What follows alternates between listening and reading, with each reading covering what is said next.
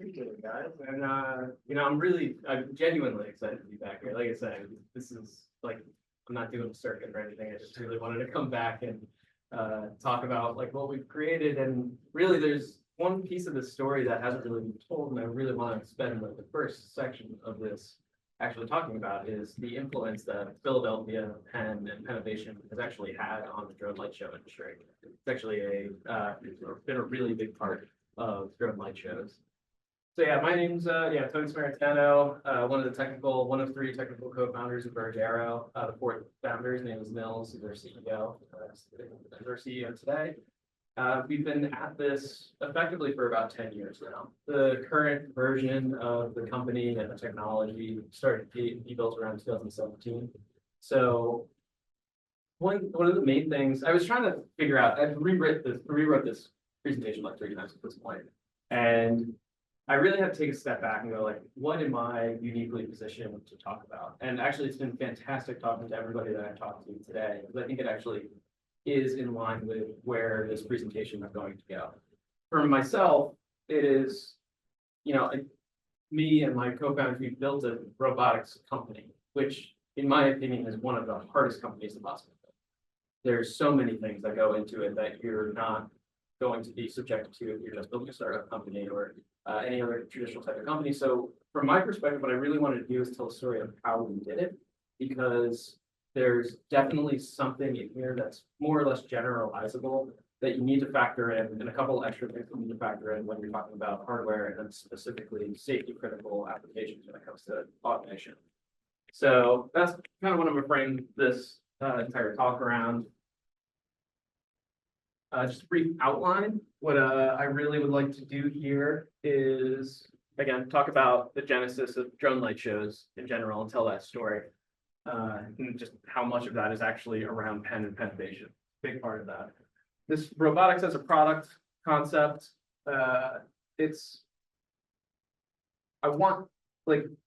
when you look at robotics and then how to put a product into industry, you really have to look at it as a product, not just a science experiment. That's kind of what I'm trying to demystify. How did Verge Aero create a drone and even land on drone shows as an industry? How do we turn that into a product? So then we'll go into the technicals. So just at least at a high level, what the system level architecture looks like, some of the core challenges from a technical perspective that we had to address and had to perfect before you could see like what you see on the screen over here. And then a big part of this is just generally the lessons learned. When building this presentation, I realized that I could probably do a day-long lecture just on lessons learned in starting a startup. So I really tried to distill it into as few points as possible, and it still ended up being like 20 points. So we'll go into that and then open it up to questions and answers. All right, so starting with Pennovation, and actually really Penn in general. I'm sure these gentlemen here on the left side of the screen look familiar to everybody. So you have BJ, or at least BJ does, and then Dan and Alex. They were BJ's PhD students back from, I believe it was like 2008 to like 2012, somewhere around there. And this group here really pushed the boundaries on what was possible with quadcopters at the time. This was extremely early days where you had to build a quadcopter using IMUs from Wii controllers or whatever. These are just new MEM sensors market, and these were some of the first group to actually perfect that. So what they ended up doing, and what really crystallized for me, in about 2012, they went on TED, and BJ did a presentation and showed this really, really cool video of using a swarm of drones to coordinate it, and then played a song. So they were actually like, it was the first time that I've ever seen robotics used outside of like animatronics at Disney to actually entertain people.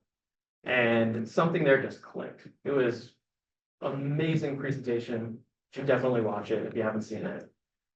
So then Alex and Dan created KML, which is a mashup of their two last names, and really started to commercialize this. They were at the time some of the biggest experts in control systems around quad rotors. So their business model was around control systems and deploying those into different toys and products. But one of the things that they did and again, really reinforced this drones for entertainment, is they worked with Lexus, and that is an actual image of a drone flying, which looks like CGI, but is not.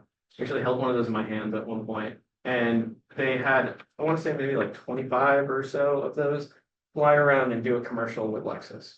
And it just, again, went viral, showed that you can use a simple little, what is otherwise a toy system, and actually entertain people.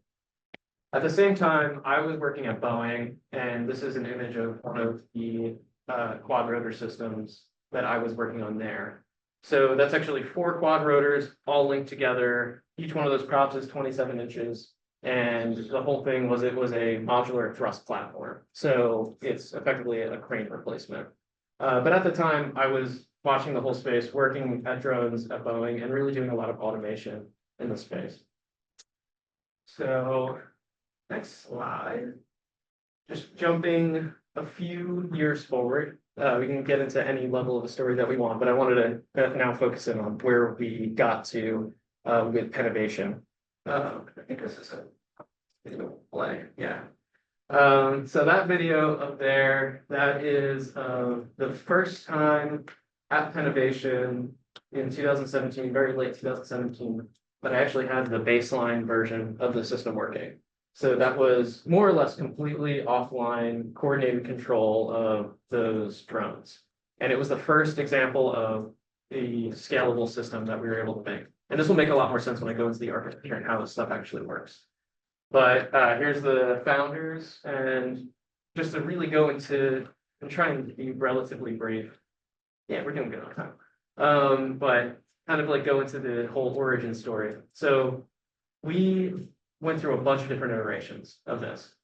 We landed on drone swarms and drone light shows as a product after, the inspiration that I had at Penn, and then really taking our ability to automate many systems together.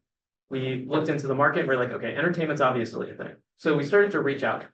We started to reach out to experiential marketers and advertisers, thinking that, okay, we can automate a platform that carries a banner, and we can sell ad space.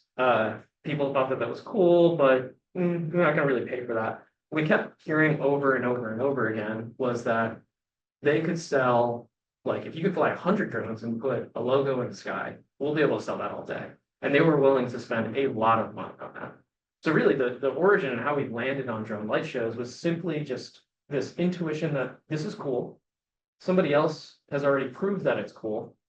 And we just started talking to people. And that's where we ended up with the swarms. So KML ended up selling their company to Qualcomm. I think it was back in 2015. And at that point, we looked at them as like, wow, these guys are the leaders here. This is really awesome. But then they sold to Qualcomm, and now there was just a gap in the market. Like nobody else was doing anything interesting with swarms, especially around entertainment. So that's when we were like, let's dip our toes in. Let's just see what this will take. So we built a prototype, Anthony, Chris, and I, and I'll actually show you a video. I think that's the next slide. No, it's not. I'll show it later.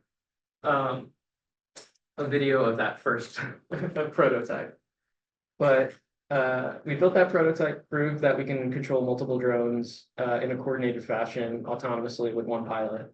And then we took that, we raised a round of money. And in 2017, that's when we moved into Pennovation to really go down this path and work on the scalability of the system. Because at that point, and I'll continue to tell the story throughout the presentation, what we understood within that time period of 2015 to 2016, that scalability was by far the most important thing to make this work, which seems very obvious right now, obviously, but like at the time, a multi-drone entertainment system was like, in theory, 15 drones flying at the same time, just like KML was doing. Nobody was really thinking thousands, right? So it wasn't very obvious at that moment in time. I'm going to skip forward a little bit, and then we'll fill in the gaps. So this performance here, again, another example of how Penn and Pennovation really, really helped us out. We built the system. 2019, we started to deploy it. At that point, we had built 500 drones globally, and we had a small fleet. We were working on that. We started to actually get traction. We were selling shows to big festivals. and actually deploying them, and it was really successful. We were the only people doing it other than Intel, who was our main competitor at the time. So yeah, we were fighting directly against Intel as a team of 4 people and winning, which was really cool. And then 2020 happened and our entire business model went up because there was no longer live performances anywhere. So everybody canceled their contracts. We were down to 0. We had just spent a bunch of money on a bunch of drones. We had these fleets that were paid for, but we had $0 in the bank. So what do we do now?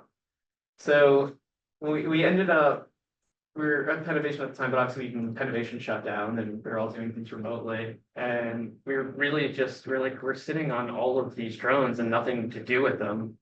Let's put together something special for healthcare workers and essential workers at the time. So we talked to Penn, we talked to Pennovation, we did a bunch of testing over at Franklin Field. And then right across the street, conveniently from Franklin Field, is the hospital at the University of Pennsylvania. So the plan was we're going to tell everybody in the hospital to come outside at like 8 p.m. or something when the sun went down and just hang out. We have a surprise for you. We also invited a bunch of firefighters and first responders and everybody onto South Street, and everyone just hung out. And then we launched the show. And it's kind of hard for people to see here because like there's a bit of glare in there, but we had 150 drones go up. It says thank you heroes. It was a like 12, I think it was like less than 10-minute display, and it was extremely well received. And it was actually probably today my favorite show, just because of how emotional and impactful it ended up being for everybody involved. And we all did it. We all donated our time. We donated everything. We just wanted to try and do something special. So this is really where this ended up going somewhat viral, probably like somewhere between 5 to 10 million hits across a bunch of different social media platforms, but actually showed the potential of using drone light shows for recorded things. Because right now, at this point in time in 2020, nobody was doing this. This was something that like big brands might want to put their logo in the sky and publicize something. So we actually it actually helped pull us up from our bootstraps and get us out of an awful situation financially as well. But from a personal perspective, it's by far like one of my favorite shows.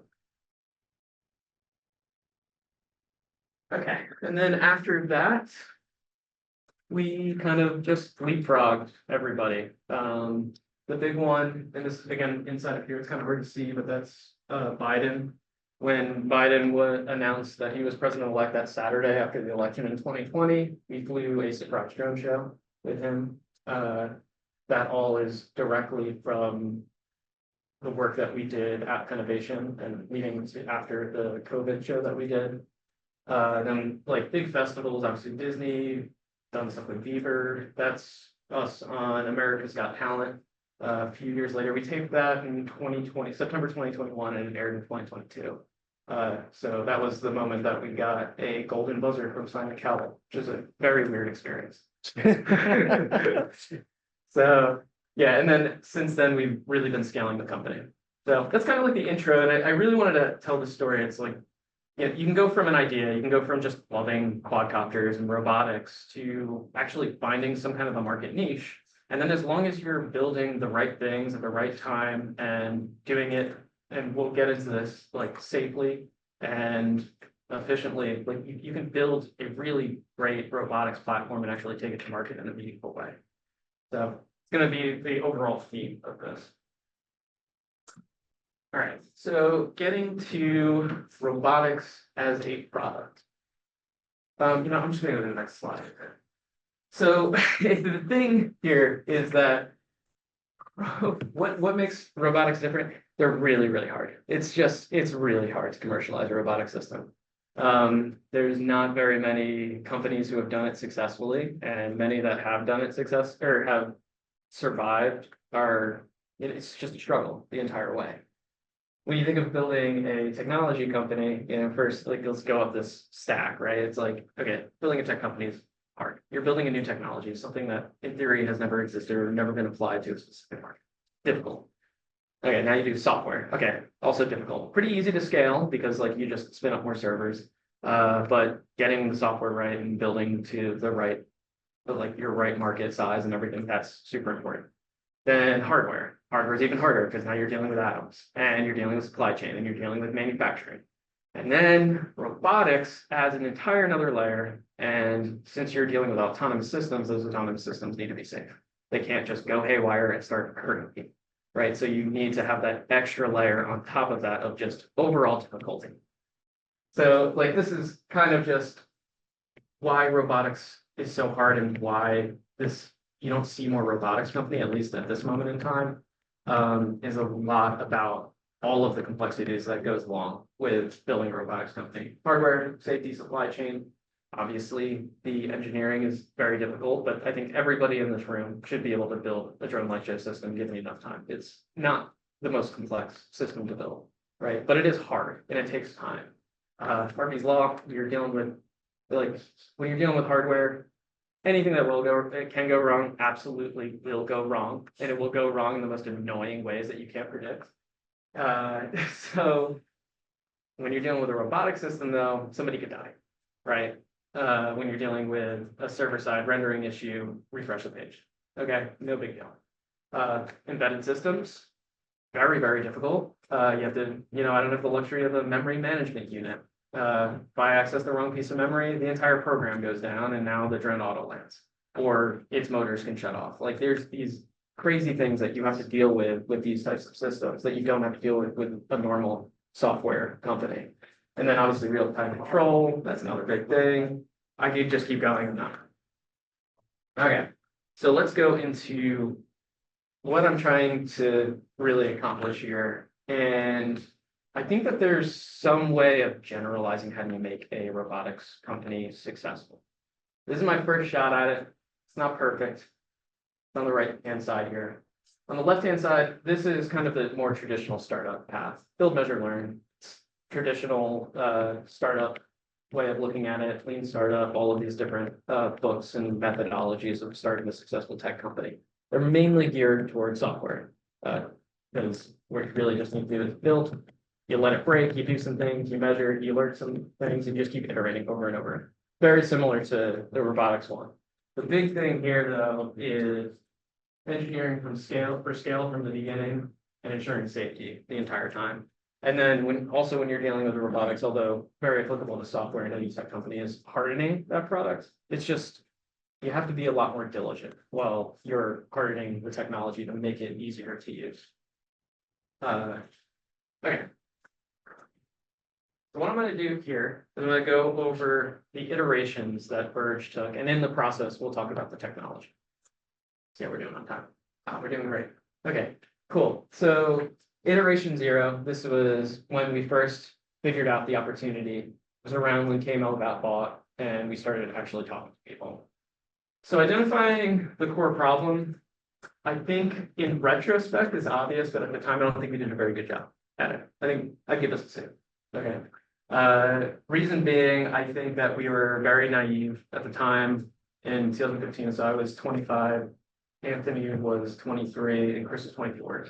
And we thought it would all be easy, and we were very wrong. But we were more interested in quadcopters and just trying to make it work. So I think we kind of stumbled into the right thing, but we did do a good job validating and iterating on this. So as we build systems, we put that in front of customers or potential customers, and we demo it. And they'd be like, okay, you guys are onto something. And then we'd iterate. We just keep doing that on a really, really rapid scale throughout a really, really rapid cycle, 2015. What we really found out was scale. And we learned that very painfully. There was this one time where it was in 2016, we did a demo. It was our first like real demo where we could actually make some money. And it was for Universal Studios. And it was just supposed to be 5 drones flying around in circles, demonstrating that we can do the trajectory, do the flight path, light the lights up at the right time, etc. And it just didn't work. And we failed in front of the customer. It was miserable. And ultimately, it was because we did not engineer the thing for scale at all. Like it was so fragile. It was terribly fragile. So what we did do well, though, is we learned from that experience. And that's what we took. It was after that moment in time. Oh, actually, the next thing I think I have for this. Oh, this is fun. This was 2015. This was the first prototype. So we had 3 drones. This was before RTK GPS was widely available, but actually shows the very, very beginning of our ideas around tooling, which I'm going to get to the presentation as well. So it's like in the next clip here, this is a circular spline, and we were doing all live control. This was all over Wi-Fi, but just getting the drones to follow a path.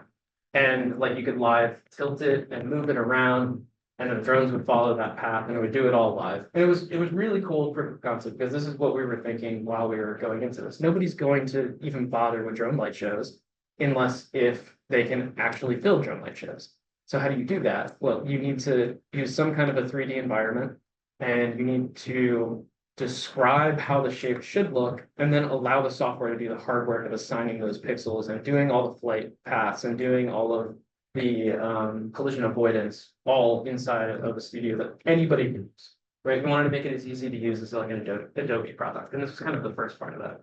That's why I genuinely give us like an A on what we've learned in this period of time. So what did we learn? Live control bad, really bad.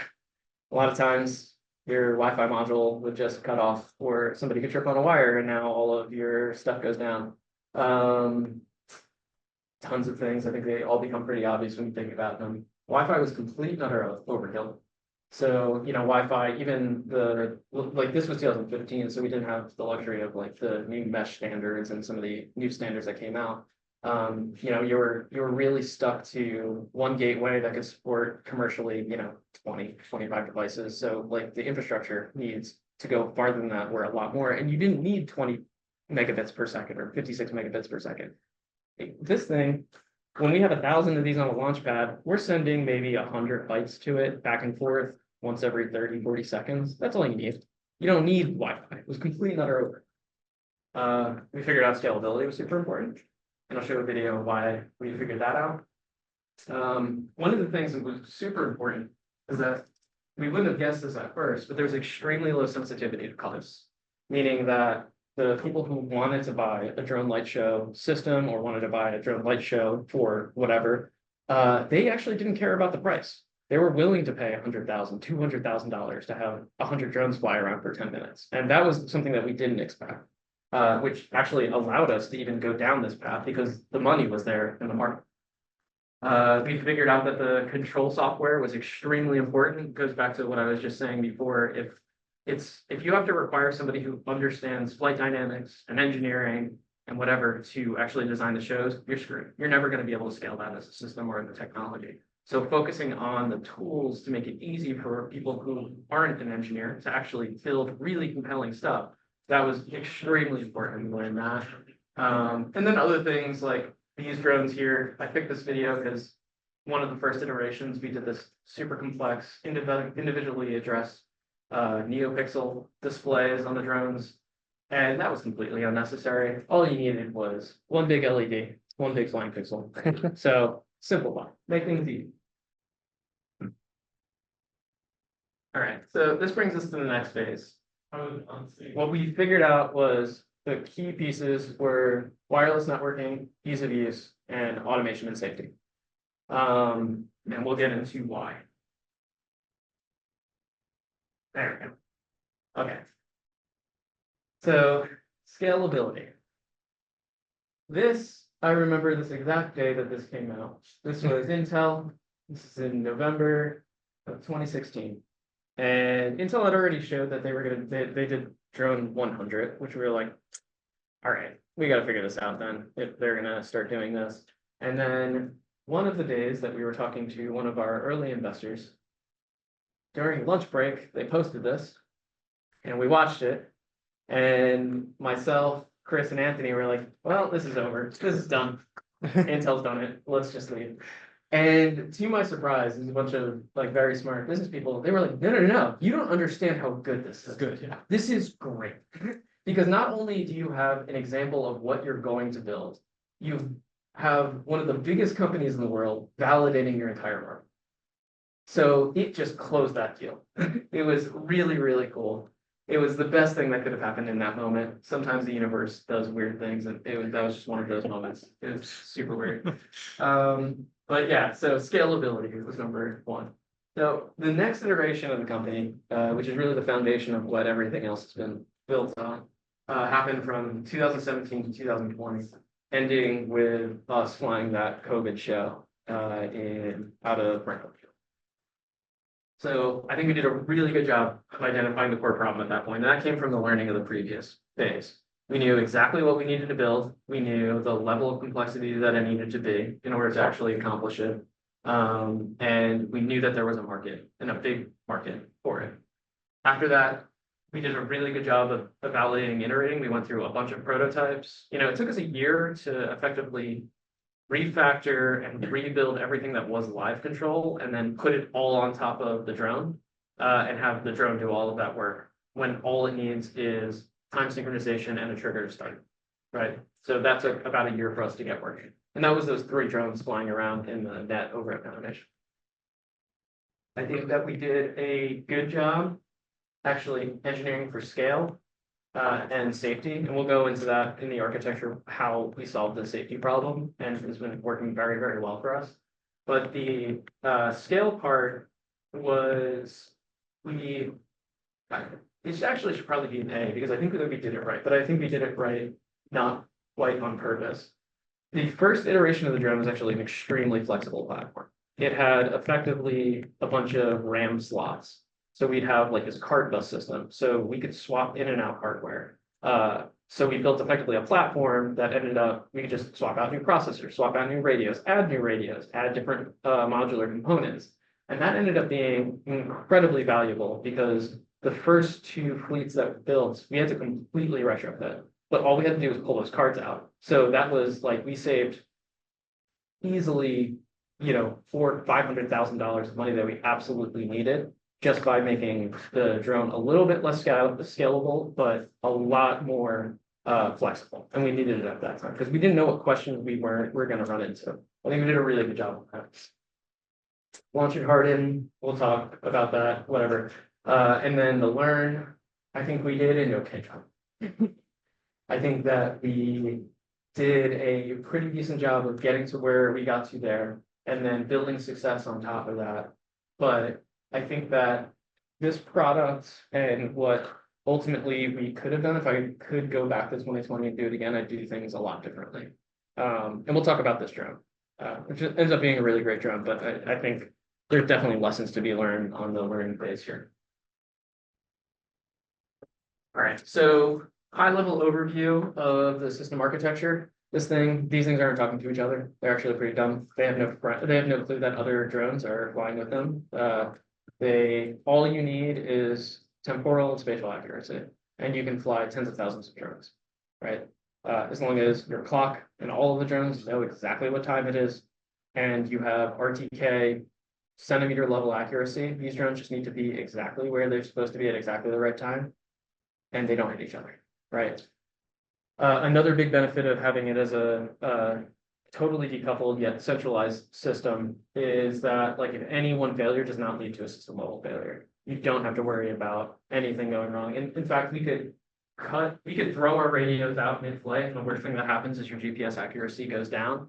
And especially on this platform, you'll have a couple collisions, but it won't be catastrophic, right? You might have to swap some props, replace some drones, but even if you had 1,000 in the air, maybe you lose like 20 or something like that. So it's a very, very inherently safe system that can fail very gracefully.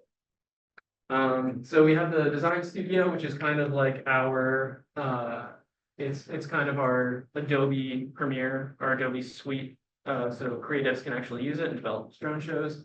We have one single file out of this, a V-bake, a Verge bake, that then goes, we put a V in front of all of our extensions.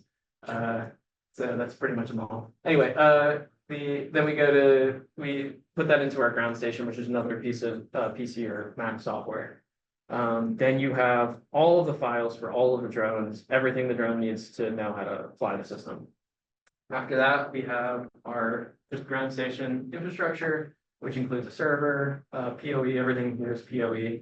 the RTK GPS, and a uninterruptible power supply. So in case your ground power goes out, everything still runs.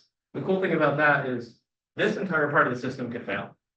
No problem, because your RTK is talking to your server, which is sending stuff over to your radio, so all the correction data that you need for RTK GPS to work continues going. You can sever this, the drones will continue flying because they only needed one signal. Their clocks aren't going to drift very much in 10 minutes, like nanoseconds. And they'll just continue, but they won't do it with the level of GPS accuracy. So at all points, you can start to cut and fail systems, and not a single thing will ultimately fail. Right, so that's how you solve the safety system with this, and also with some of the conversations that I was having today. I'm sorry to report this is not that complex. It's actually a pretty easy problem to solve. There's not really any controls things from the drone side of things that needs to like really go well. It's all about the planning, and that's all done prior to the show. Just the kitchen size through there. You know, I honestly don't think we've ever had a bird strike, which is wild because we've had hundreds of thousands of hours of flight time. I think my only guess is that birds are like, whoa, what's going on here? And they bail. They just get out of there. Yeah. So, okay, so here's this is just a simplified view of what's going on inside of the drone. We have our radios, we have this mission computer and network processor that's sitting in the middle, and obviously network processor our radio stuff, communicating back and forth. The mission computer, its job is to talk to the flight controller. Flight controller sends telemetry, mission computer sends velocity. All of the pre-baked paths that we're using live on here, not on the flight controller. Flight controller is just receiving velocities.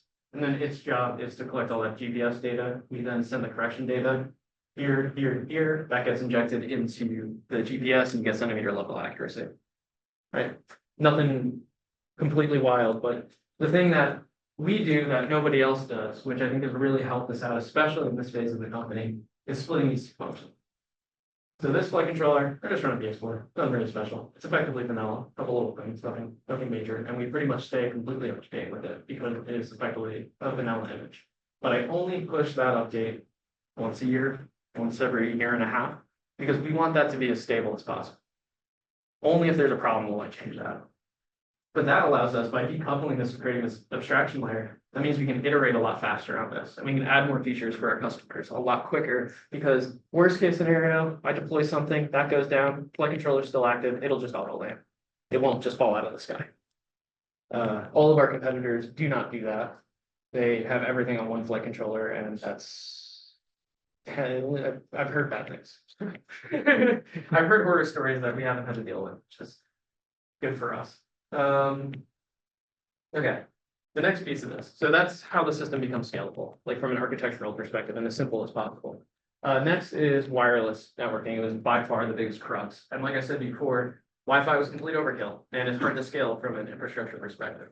So we picked 802.15.4, which is the Internet of Things protocol. And it does a lot of things really well. The biggest thing that it doesn't do well is data rate. But that doesn't matter all that much besides for uploading the show to the drones.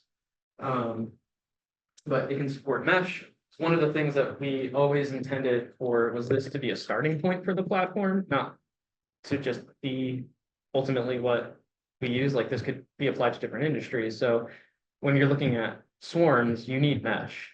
You can't rely on a star network. You want these things to coordinate together. So even though these don't coordinate together today, they have the capability to talk to each other and problem solve together. So that was super important. It's very lightweight. It's very long range. We have multiple radio interfaces on this, and 2 of the 3 are outside of Wi-Fi ISM bands, which is great because we don't really have to deal with a bunch of people on cell phones or big wireless networks at big venues because we're commonly at really big venues like the Sphere. Like there's a lot of Wi-Fi going on. That could be a problem for a system that's only can operate in the 2.4 or 5 gigahertz band. Right? Cost is actually a really big factor. The chips are super cheap relative to Wi-Fi, although today's Wi-Fi modules are also very cheap. When we started designing this, it was a little bit different story. Low data rate. The other downside is we actually have to build a network stack and integrate it directly to our RTOS. Now we opened that up as a part of the open source project that our RTOS was, which is NetX. But yeah, we actually had to build it. It didn't exist when it started. It was a really big push, but it gave us a lot of expertise in the RTOS world, and actually like we have a lot of people in that world who now support us whenever we need help. We can just ping that network, and because we've contributed, they help us pretty much anytime we want. It's really great. Say long range, Uh-huh. how long range? So there's two radios. One is LoRa. LoRa is broadcast only. So from the ground station, we're just broadcasting. That one is particularly long range, very low bandwidth. We're talking like 2, 3. We have it configured for like 2 or 3 kilobytes per second max. But that radio line of sight can go 5 to 10 kilometers. And it's broadcast only. It sends only the correction data and only the like emergency procedures that everybody needs to reliably get. The other radio that is 802.15.4 line of sight on this drone is tuned a lot better than our previous one. The previous picture that I had was a show that we did in Singapore, and at the time the LoRa radio wasn't active on this just yet, so we had to just use our other radio, and the drone was able to receive signals easily a half kilometer or more away. So, and communicate back reliably, which is really cool. So yeah, we're talking less than a kilometer, but probably fairly reliably over 500 meters.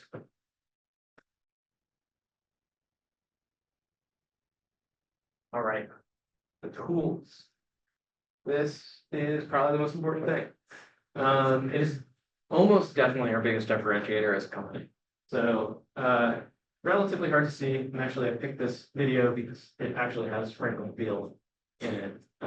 But you can see here, like these are all the pixels. This is all pre-processed and pre-rendered. And then you take those files. Oh, you can also see the timeline here. So on the timeline, you'll see like launch, and then join shape, like track shape, and track another shape, then land. And then in each one of those, it's kind of like editing a video where you can double click into one of those sequences, and that is filled with a bunch of different audio tracks. In our case, it's lighting tracks and movements. So it's a very similar feel, and it's been really, really easy for our customers and our own internal team to actually spin up creatives who aren't engineers and actually build really, really great drone shows without an engineer's involvement. It's really great. Yeah, so like, just a picture of it. This is the big takeaway here. For time. I'm gonna speed this up. But yeah, this is really the main thing that you need to understand if you're somebody who wants to try and commercialize robots. What we did is we created enough layers of abstraction where you didn't need to know how the robot works. You didn't need to know flight dynamics. You don't need to know how fast it can go from point A to point B. All you need to know is that the software is going to do the work for you, and it's going to be safe. And that gives people tons of creative freedom to actually use your platform in ways that you've never really expected. So this is super, super important for us. I'm going to skip over this, so some more videos, just kind of talking about tools, super important. Geofence, another safety thing. Again, this is how we end up really keeping our system safe. If you lose GPS, you start landing. Actually, I had an instance of that fairly recently. If you still have GPS, but one of your motors is bad or your prop is broken and it starts tilting and moving in any direction, you have 2 layers of geofence. One is a bubble that moves along with where it's supposed to be. And that bubble's about 4 meters. It goes out of that, starts landing. And then you have your outer one, which defines the entire flight volume. If it ever hits that, you have the option as a designer of the show to either land or return to home or turn the motors. Right? So you keep safety that way. It all depends on the situation. Validation and verification, we really focus on simulation hardware. So I'll turn on 100 of these and I'll put them into simulation and hardware mode. They'll simulate their sensors and I'll work with the system as if it's flying. That's how I do a lot of my development. It's usually go from one drone with a debugger, do the new features, check everything, then go to simulation and hardware, then go to small scale flight tests with like 50-ish drones, larger, and then we start doing internal deployment before it gets into our customers' hands. So what do we learn? Manufacturing is really different. It's not easy. There's so many things. It's just really hard. We can go into it in any level of detail you want. It's kind of boring, but just know that if you do ever want to go down this path, or you work for a company that goes down this path, and you look at their business plan, and you're like, oh, the manufacturer will be easy. They're wrong. They're very wrong. It's probably harder by a factor of 10 than building the product in the first place. Flexibility ended up being really important. That was that card bus system. But without that, we probably would have died. So it was really forward looking for us to make the drone a little bit more expensive because the market can handle it, and we knew that, but make it more flexible and more modular. That was super, super important. Ease of use, kind of lingered on that. Vertical integration. In talking to people today, and this is actually going to be one of my main takeaways, vertical integration, I think that if you're ever going to start a robotics company, it's almost completely necessary to be vertically integrated, at least to some degree. And over time, you want to move to complete vertical integration. Like the first drone, the first revision of the drone that we had, we were buying some of the components. We were buying the GPS, we were buying the flight controller, we were sticking those on, and we effectively built a platform around the ESCs. We bought all of those, and then we just integrated. So it was closer to a systems integrator problem with the previous drone. This one is completely in-house. There's nothing in this that we don't know. And it ends up being, which I'll go over, a double-edged sword. That gives us all the flexibility in the world to have the best product in the world. And we don't have to deal with subcontractor. We don't have to deal with what's going wrong in their company. If they go under, well, we're screwed. Now we have to change it. It's like, if you're dealing with hardware, and especially if you're dealing with robotics, you want to pick and choose where on the stack you start, and then start to move up and move down until you own the entire stack. I think that's the way that you become the most profitable, have the most control. But the downside of it is it's all in your hands, so don't screw up. What else did I have? Oh, low cost deployment. That's how we did Intel. Their system was very hard to deploy, very expensive to deploy. They had these smart boxes that were necessary for the drones, which in theory is a great idea. Put your drones in, it charges, you know, like your shows, you fly out, you land back in. Great. So in theory, fantastic idea. In practice, it meant that it took them, 5 times longer to deploy, and it cost 5 times more for them to deploy. And that's a recurring cost. So what we did was, instead, our system was, you charge up batteries, you put the battery in, you turn it on, you upload the show and fly. That means that we were able to fly more, fly faster, build shows faster, because we had the design studio and they also didn't have the design studio. We were able to do everything faster and everything cheaper than they were able to do. And they eventually ended up exiting the market, selling the IP. So we weren't the only reason for that, but it was very clear pretty early on, once our system was working, that it was a better system overall. So that low cost deployment was one of the biggest things.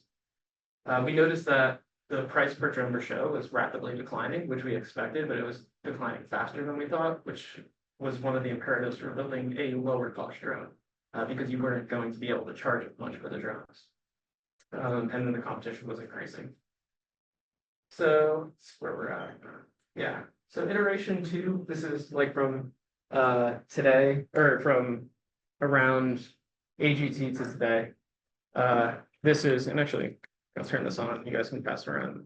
That's what it's in, like a mode. Right. Oh yeah. It's like a Holy crap. flashbang that goes off. It's really annoying. I think it's like lower for this little mode, but yeah. So that's what came out of this iteration. It took us a while, and we kind of integrated everything that we learned from the X1 into a single platform. There's a couple misses in it. One, like, for example, probably should have been designed so the drones could stack on the top of each other. This is something that is a lesson learned is, when we built the X1, we didn't know what the drone light geometry would look like. Nobody had really designed a successful drone. When that was starting to get created, there was competition. We could see where they started to converge from a design perspective, and almost everybody converged on the stackable design. It makes a lot of sense. Where the bottom of the drone makes the top of the drone, you can stack them on top of each other. It's packing easy, it makes putting batteries in easy, a lot of things. We didn't do that because we were a little bit too stuck on the previous design when we didn't come up with that. So that was like a big lesson learned. Still a great drone, but it missed the mark on at least that dimension. How big are the props on this? I Seven? I think those are 8. 7.5 or 8. I think it says it on the prop. Yeah. Yeah, 8. 8, yeah, because I think the X1s is 8.5. I think this was 8. I Yeah, have some 9-inch props. Those are small. yeah. They're also low pitch, so yeah, fairly quick moving rotor. So it's spinning up very quick. But yeah, no, the efficiency on that is actually pretty high. It ended up being a little bit higher in weight, like we kind of missed our weight budget on it by probably like 100 grams. So it was designed to fly for, 25, 26 minutes, ended up clocking in at like 21 minutes, which ends up being okay for drone flight shows, because people's attention spans are really low and you really do much more than 15 minutes anyway. So, it's a little, I'm just gonna skip over that. You guys are passing it around, you can see it, but. Does that mean you're on iteration 7? Hmm? Does X7 mean this is 7? Okay, the story behind X7 is it was called internally X2. And then Skydio created an X2, so trademark, we couldn't use it anymore. So yeah, we couldn't make a X2 drone. And then we picked X7 because it just ended up being a joke about how long it was taking to create. So they were like, oh, when's the X3 coming out? The X4. And then we just eventually all were like X7. It's the X7. That's good. But yeah, we ended up picking the 7 too, just because, things like that. But it is more a dig on Anthony. Took a very long time, and rightfully so. He built a great drone. It's a great drone, and it does a lot. So, but it's really funny to rip on. So that's why it's 7. All right, we're doing good on time. I want to definitely leave enough time for questions and answers. So I'm just going to breeze right through these and then leave us on the final slide, which is like all of the lessons learned. I have a lot. So simplify is number 1. That's an example of it could have been a little simpler. We would have got it out a little quicker. We would have made some trade-offs, but it probably would have benefited us. I don't think that we did that bad of a job balancing it on that one, but there's a couple spots that could have been better. But that one, like, when you look at the company as a whole, every single chance that you have to simplify, like, for example, like we've been talking about, just because of this like amazing group here, a lot of people think about controls. For a drone light show, you need a PID loop and a super accurate GPS, right? Like, you don't need anything special. It's just what it is. So simplify, and that allowed us not to worry about creating the best possible control system. We just relied on an inner and outer PID loop, and really good sensors. That solved the problem. So like a lot of that. Great tools, went over that in detail. Super important to have people be able to actually use your robot. Just assume that they won't be able to use your robot unless you build the tools for them. Scalability from the start. This is where we screwed up on the first iteration 0. But from then on, I think we really focused on scalability and how do you make a safe, scalable system on all dimensions. Whether that's the hardware and manufacturing, how do you make something manufacturable but scalable so you can take it in and out of different factories, or the software. How do you make the software more modular so it's easier to maintain?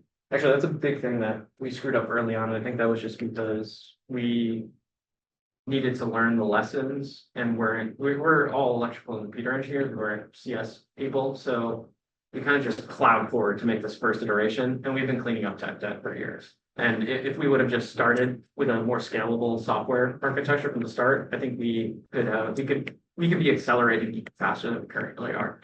So that applies to the entire business, not just technical. The customer-centric piece, I think being with your customers, like it's common for me to go fly out to a show with a customer and just be there and watch them. And, like have peers with them after and just really learn what their problems are. And then go and solve those problems in a way that I know that they need them solved. Because usually they're onto something. They know that there's something wrong, and they'll present to you like a bunch of different ways that they would like it fixed. They're usually wrong on those ways. But if you're smart enough, you're one of the people who's building the product, you can figure out what minimal set of features actually solve that problem and solves it generally for everybody. And that's one of the real reasons for our success. We have a lot of customers, like 25 customers that have 10,000 drones across the world, and very low churn on the system. So I think it's by being upfront, being open and honest and being with our customers that's really helped us a lot and made our product better. Vertical integration, everything I said before. I really think that you need to start somewhere and then go up and go down and own the entire stack. You could do that and do it well, you can potentially have a very successful robotics company. Balance. So I'm just gonna leave it with perfect is the enemy of the good. It kind of goes back to the control system thing. You can have a perfect control system, honestly, it just doesn't matter. It just doesn't matter in this context. So pick and choose, right? Pick and choose what is actually good enough, and you need to do it that way. Be your own customer. We did all of our shows. We used our system religiously for about 4 years. It really was only been like the past year and a half that we've been exiting shows. And like when shows come in and people want a show from us, we'll give it to our clients. And that also helps build that relationship with them. We're handing them money to use with our system. And we're making then that makes them want to buy more trucks, which is always great. So I'm just gonna leave it here. We made pretty good time. I literally could do this all day. Lessons learned. Like I don't even. I think I started in the right spot. I don't know. Yeah, starting a business is really hard. It's super fulfilling. You never run out of issues or things to actually work on, and it's been an incredibly fun journey, especially in the robotics space. So yeah, just open it up to questions. Yeah. What would you say is the biggest lesson learned and really intriguing double-edged sword of the vertical integration? So what would you say, do you have an anecdote from when something went wrong with that? And you guys had to solve your own problem within your stack? Yeah, the network stack is a good one, right? Like almost every other company has just bought a Wi-Fi module and then it's a more or less serial Wi-Fi to serial. Like you set up the IP, you set up the AP, and then a serial like just starts talking map link over to PX4, right? That's simple. That's super simple, but it's not scalable. And I still debate sometimes, like especially now with Wi-Fi standards, like there is better Wi-Fi standards. It is actually easier to get a lot of agents online. When we started, that wasn't the case. But I do think that ultimately we made the right choice at the time, and it's continuing to help us. But like the network stack, man, like the first 3 years of us developing that and using our own network stack, the amount of just random bugs we'd have in the kernel, where a drone would just stop communicating. Nothing's wrong with it. It just stopped. It would just time out, and you're like, power cycle it, and it'll be back. And then it's like, and it always ends up being this like as one of I'm one of the embedded, like that's my role. Like one of my main engineering roles is just embedded engineering and working on all the flight systems on board. And I swear, half the time I'm hunting down a literal single line of code in the kernel that only fails once every 5,000 times. But it's enough of a problem where, okay, great, once every 5,000 times, a drone goes up in the air, and then in a different instance of somewhere in like the network stack or somewhere else in the kernel layer code that we've touched and need to continue to maintain, the drone just sits there and pauses and hangs out until a battery fail safe. And that looks really ugly when that drone's light is just stuck on in the pixel out in the distance when all the other drones are doing their thing and coming back to land and it's still flying there. You're like, ah. So like that's where vertical integration came. We just used a Wi-Fi module that's a serial, whatever, just sent it right to PX where we would never have to do it. So that's really where like the double-edged sword comes in and is super painful from an engineering perspective. Yeah. Sorry. I take a Quick question. Yeah. How dependent are your flight shows? Does the basically the ID control and the RTOS take care of all of that uncertainty? Yes. Yeah. So like that drone actually recently at the Sphere, we were flying and it was just an extremely windy day in Vegas. It was around 17 gusting like 27, like just wild gusts would just come through. And that drone lost probably 30% flight efficiency, something like that. Yeah, because it's just hanging out on an angle. Yeah. To us, because like in the dark, you just see the pixel, you don't see the drone. it looked totally normal. But when they came back and I was like, I should be able to get three, it was just like a short flight, we were just doing tests. I should like, I should be able to get 3 total flights out of this battery on it, send it up once, it comes back and I look at the battery, I'm like, oh man, that was cooking, send it up again, and it's like almost dead. So yeah, it's just ends up being a battery problem. But there is ultimately a limit. The X1 has a much higher limit, it's much heavier. That one's around 850 grams, I believe. Our previous gen was 1.3 kilograms and could handle wind like a champ. So there is, in all of our contracts, we have like a knock it off wind speed, which is usually 15 to 20, gusting 25, something like that. But the good news is that a lot of our customers are actually fireworks people, and there's been instances where they've had to cancel their fireworks show, but their drone show still goes off. And that looks really good for the technology. Yeah. Makes sense when you have an active control system that can tilt into the wind instead of just a random projectile. So Are you logging that data, like sort of an attitude? yeah, so we're logging all of the flight stuff on the SD cards there. Problem is with the radio, again, very low bandwidth, it takes a lot to download that. So generally we'll plug it over USB to get it. We recently just added something that we've been meaning to add for years, but we're doing live communication with the drone at all points in time, right? And it's like relatively low fidelity, you're getting an update once every 30 seconds or something like that. But what we've started doing is capturing all of those packets locally in the database and pushing that up to the cloud. So now all of us and our customers, as soon as they push that data from the flight up to the cloud, we can actually post hoc analyze any data that's going on and try and find and detect like a low fidelity version of a drone stream, see if there's any errors in there, and then you can go and pick out that drone next time and flag it for next use. So you can pull the log and actually see what's going on. Yeah, that'll help out a lot with maintenance, and that's actually another really big part of this. Like Verge doesn't own that many drones. Like we sell all of our drones.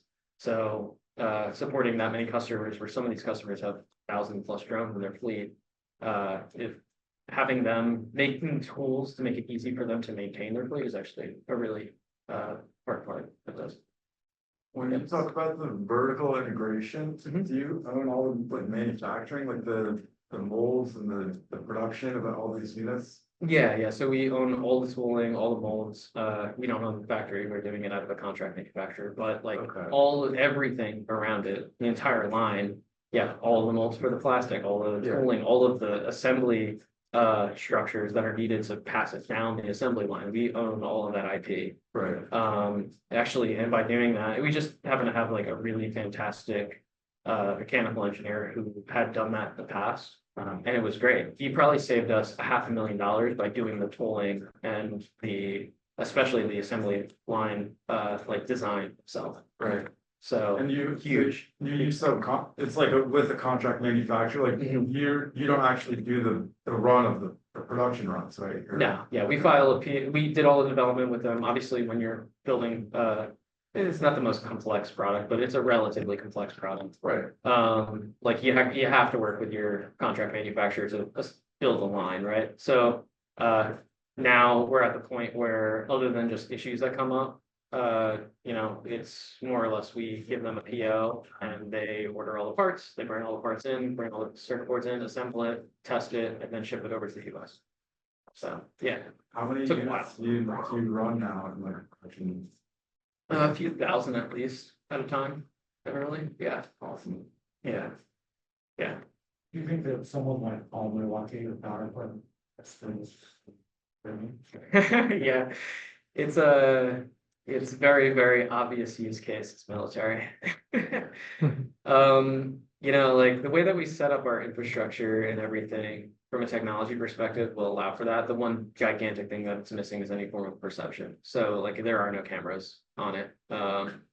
That's the one big missing piece, because I think autonomous drones are so easy to defend against. Because all you gotta do is block GPS and they can't navigate anymore. So you need to be able to operate a swarm in GPS defined environments. That drone is not capable of that. But I think that a variant of it with the right additional perception hardware and a bit more powerful computer could probably do this mission. Yeah. So Are the limitations of the drones built into like the studio? The Yes, yeah. software you have? Yeah, it's a whole pipeline. So like, yeah, the designer will design, okay, shape A, shape B, the transition between the two. The whole pipeline is first figure out the easiest path to get from point A to point B, the most efficient path in terms of overall energy, I think that we're optimizing against, right? Because that's a surrogate or time, whatever, or it's approximate time. So pull the drones over to the next shape, and then the next piece of the pipeline is collision avoidance. Then the next part of the pipeline is a pretty crude but very effective physical model with some acceleration and velocity constraints on it. Yeah, and then finally, all of those per frame steps then get curve fit into a 4D spline and sent over. So it's, yeah, it's a whole pipeline, but it's all done pre-processed. It's not done. The drone just needs to open up, render a spline, and then run it at 100 hertz. Yeah, Given there's a lot of data required. yeah. We find some, dubbing things with each other, sound even. For this use case, I don't think it's necessary, because like in theory. The only signal that I could see repeating and maybe a mesh would be really nice for is the GPS correction data. In the situation where like your long range radio goes down, you only have the one, you can then broadcast over the shorter range radio. And then, you know, just using time of flight, kind of just push that through the entire fleet. So everybody gets that very, very critical piece of data.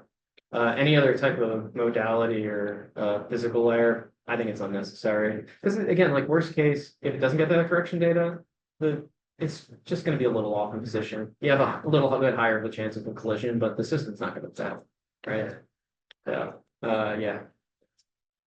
So, sorry, by the way, for coming in at the end. I was listening on Zoom the whole time. So, I was wondering, when you were like just getting started, like you built your first prototypes and then you needed like funding to get started. What was that process like?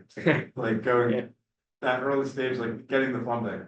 Yeah, when I first branched off of Boeing, and then Anthony and Chris and I got together, we ended up actually selling like our services as consultants on a military contract, subcontracts, where we were automating a heavy lift drone that follows a ship.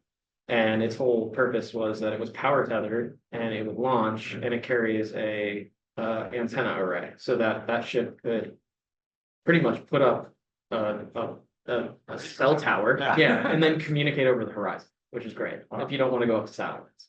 So great use case for it, and that's like really. So my point in saying that We is were like all three working on that same project. it was mostly just Anthony and I, and then Chris was mostly working on our own product.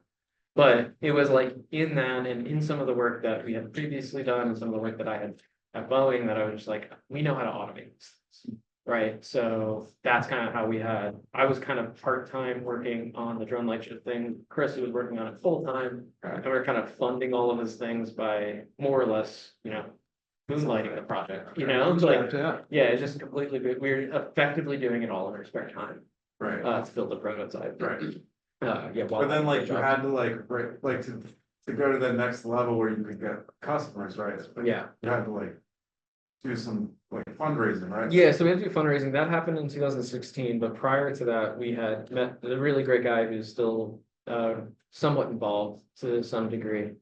Him and his old partner, they were the like lighting and stage design people for Kanye West, and they really wanted drone light shows like inside and like for Kanye's performances. So it's kind of also partially funded by Kanye West's money, which is Really? kind of hilarious. So was he like a customer, like you had like was he an investor? Indirectly, we ended up, it was like a more structured as a contract, but we ended up actually honoring that money that was put in as an equity package when we did the final money, because we really owed it to him. We would have been dead if we didn't put in that money. So it's kind of like an angel investment. Yeah, that's how we structured it. It was like, Kanye. yeah, listen, like you kept us going, you helped us with the prototype, you were super helpful. He even brought one of the angel investors in. So it was like, Okay. yeah, like that money that you put in will be structured as an investment, even though we already spent it. So Kanye West is in your cap table, is that what you're saying? No, it was old lighting designer. Okay, okay. Did they work on his dome set? Cause I know some local guys who are involved with that. When was Fluffy that? Killer Bunny Studios, it's gotta be a different group. It Fluffy was, Killer Rabbit or something. no. They got I forgot the acquired, like- new name. But But There's is it a like- contract and like, so that contract was like for, you used it for the development, but it was for like a show or like, so like. no, they were effectively putting in R&D money Okay. with the expectation that their R&D money would invest. Yeah. So it all worked out. Yeah, it all ended up Yeah, working out, yeah. that's interesting, okay. Yep. Sweet, Yeah. that's, So that's why it made sense to make him a like a natural, like an angel investor after the fact. Right, Yeah. how do you deal with that, when you have to cancel the contract due to product deal, because like, it's a very big investment for a drone show, but like, for example, buy it, like, book a show for you, but, Yeah. yeah, it rains or something. How do you Yeah. do it? So like in live entertainment, especially outdoor live entertainment, a lot of that is already covered. There's insurance that you can take out and stuff like that. Generally, what we end up doing in a cancellation type event, usually it's almost always weather, is we'll tell them, hey, it didn't happen. Obviously, we couldn't fly it. Either we book in a rain day and we'll hit the rain day, or we'll say, at some point in the future, just pay for the shipping and people to come back out and we'll fly the show at some other point. Depends on the client, depends on who it is and like what our relationship with them is. But I think generally, and I think it's really good business practice, just be open and just, we'll do this. Yeah, you got screwed. We understand you got screwed. Okay, we'll help you out some way, one way or another. That's generally how we go about it. Yeah. Also, how do you reduce the testing time, for example, 10-minute display, how do you, how long before that do you have like for testing time? And how do you reduce that through the years, because you didn't have the whole like system virtual duration. Yeah. Oh, man, yeah, no, that's a fantastic question. It was, so I just give you a sense of how we did this. So in like 2019, when we had our first systems in the United States, we only had 150 drones. The preparation to fly 150 drones, we'd do a rehearsal to make sure everything was right. We'd be on site 2 or 3 days before, setting everything up, making sure all the systems are checking out. So like back then in 2019, it took us probably an average 4 days to pull off a 150 drone show. And then it kind of goes back to one of those things in that cycle. It's just hardening. If you harden, like what we were doing was learning. We were learning all the problems that we had with the system and then actively fixing them and then somehow fulfilling the contract by who the hell knows, but the universe just kept rewarding us. And like we pull it off.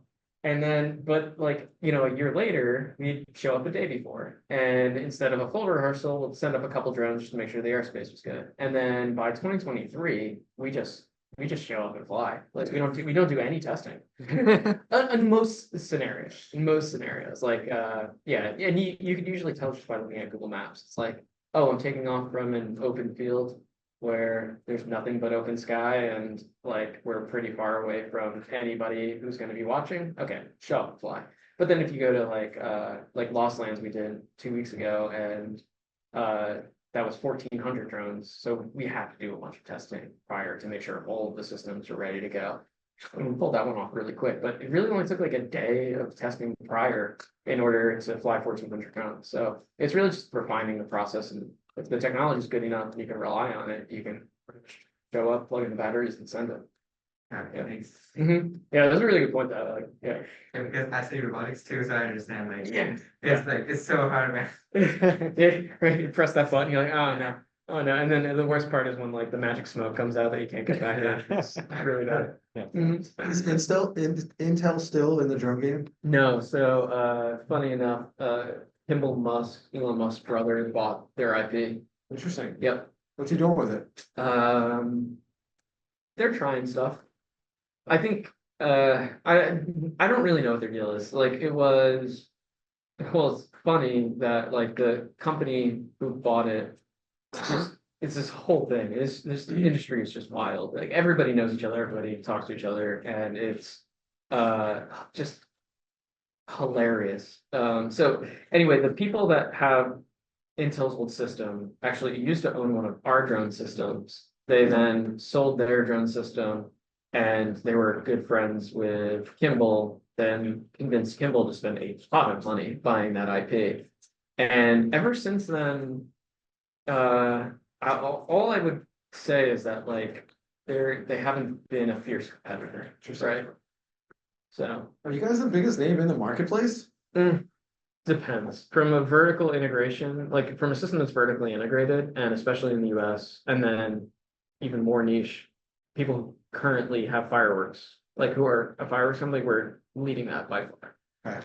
But then when you look globally, like, you know, like that drone we made to be manufacturable and significantly cheaper, but we're never gonna be able to beat Chinese prices of drones. Right. So that's where that vertical integration and like all of the value add that we have actually pays off.